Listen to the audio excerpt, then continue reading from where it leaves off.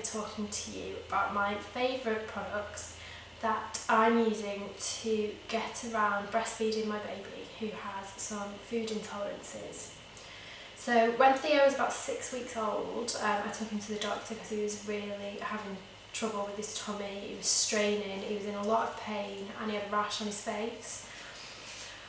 So the doctor advised me to cut milk out of my diet, cow's milk, to see if that made a difference. And also to cut out soya, because soya and cow's milk have a very similar structure, so babies who are intolerant to cow's milk are also likely to be intolerant to soya. So I cut both of those out, and then within 3 days the rash on his face was going and his tummy was much better. It can actually take up to 6 weeks for it to all be fully gone, so it takes 3 weeks for dairy to leave my system and then another 3 weeks for it to leave the baby's system. So I cut both out at once because I didn't want to mess about trying one and then having to spend another 6 weeks trying another. So I actually have quite a lot of dairy in my diet. I was doing before, and that was actually quite a big shock. What was I going to eat? I don't eat a lot of fruit and veg, and milk is in quite a lot of things. So the first thing that I was really worried about was cups of tea and coffee. I am a northern girl, I love a brew, and I was really worried that I wasn't going to be able to have tea and coffee because I've tried, nut milks in hot drinks before and they split, and even though you can still drink them, it just looks weird. It's not actually curdled. I can't bear it. But I found this amazing product, which is Oatly Barista Oat Drink. So it's specially made for hot drinks. It doesn't split or curdle, it actually froths up, so you can make cappuccinos and stuff with it. And it tastes really nice, it just gives it a kind of creamy taste. It doesn't give a weird taste to the tea and coffee. So that has saved me on the brew front. I should say that all of these products are just from normal supermarkets, nothing is from specialist health food stores. I do actually I now subscribe and save on Amazon for the Oatly and buy it in 6 packs because I go through so much of it. But you can buy it in Sainsbury's. I think all of this is either Sainsbury's, Tesco's, Ocado or Aldi. So, widely available. So the next thing I was worried about was cereal. I really like cereal as a snack and was eating it quite a lot. I actually don't like milk that much on its own, neat, or even in cereal particularly, and I hate how it goes off. So you have to do that horrible, smell the bottle to see if it's turning, or if you forget to smell it, then that first mouthful off milk and then you just don't want to eat anything. So this is a great alternative to this. I don't actually think I'm going to go back to milk and cereal when I can have milk again. It's hazelnut milk. Hazelnut milk is delicious, it tastes much nicer than almond milk, and yeah, it's just lovely in cereal, really, really good. It's nice with all of them, Weetabix, even bran flakes or all bran, which I was having before, and with Cocoa Pops, it tastes like Nutella, which is a win. So this stuff's really good. It's also pretty low calorie, 29 calories per 100 millilitres. And you can drink it, it's really nice just to drink as well. So this is a really good staple for your fridge. And then chocolate, obviously missing out on chocolate, you can have Cocoa Pops. So there's some more chocolatey things in here because when I was pregnant I developed a really big sweet tooth. I was much more of a savoury person before, and now all I want to do is eat sweet stuff all the time.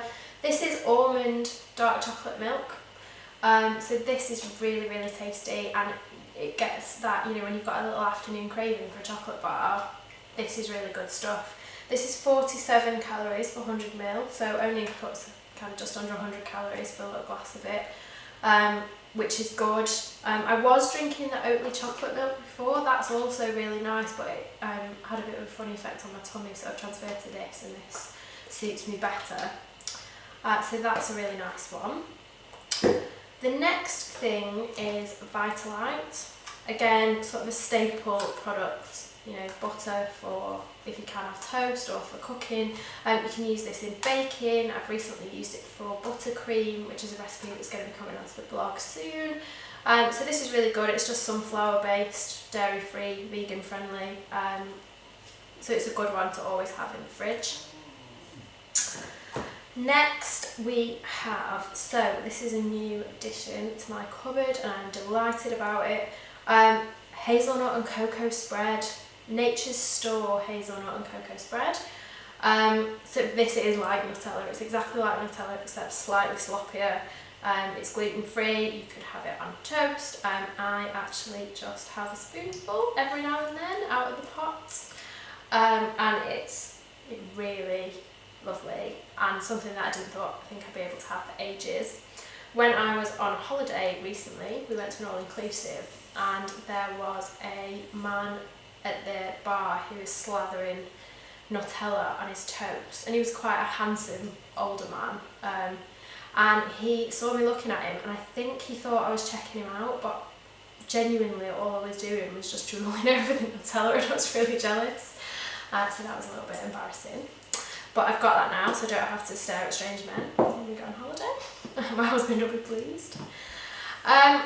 One of the things that I do really miss and I haven't found a decent substitute for is yogurt. I was having loads and loads of yogurt. When I was pregnant, I'd have 4 or 5 crunch corners in a go. That was why I put on 3 stone while I was pregnant, probably. That and the giant baby. So one of the things I found just as a little snack sort of after tea and that kind of when I fancy something sweet is this Hartley's jelly pot. This is raspberry flavour. These are only 50 calories per pot, and again they're just a really nice little snack just to have. I go for the full fat version. There are sugar free sort of lighter versions available, but they've got aspartame in them and I don't really like to have that where I can avoid it because it's not meant to be very good for you. So that's the top tip. One of these is great. And then the final thing that I found this month, which I'm really keen on, is this chocolate PB Fit powder. So it's peanut butter powder. You just put 2 tablespoons in a bowl with a tablespoon of water and mix it up and it turns into peanut butter. So again, you can use it on toast and bread, you can put it on crackers. I actually made some biscuits and put it as filling in biscuits and that was really nice. It's much lower calorie than normal peanut butter. I know obviously peanut butter doesn't actually have any of the things that Theo's intolerant to, but this is really nice and I'm really enjoying it, and it is a vegan sort of thing and it's gluten free as well. Neither of those apply to me, but it's good. It is about £3 odd a tub. This is from Aldi, but I would say it's worth it. It is really nice.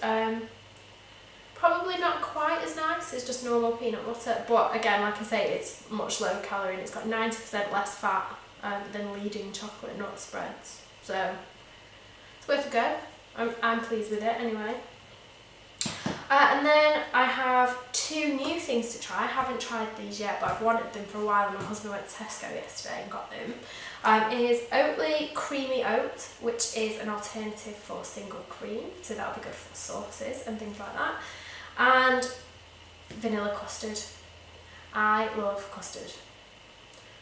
And this is pretty close to yogurt, I'm hoping. So I'm really, really hoping that this is as good as I think it's going to be.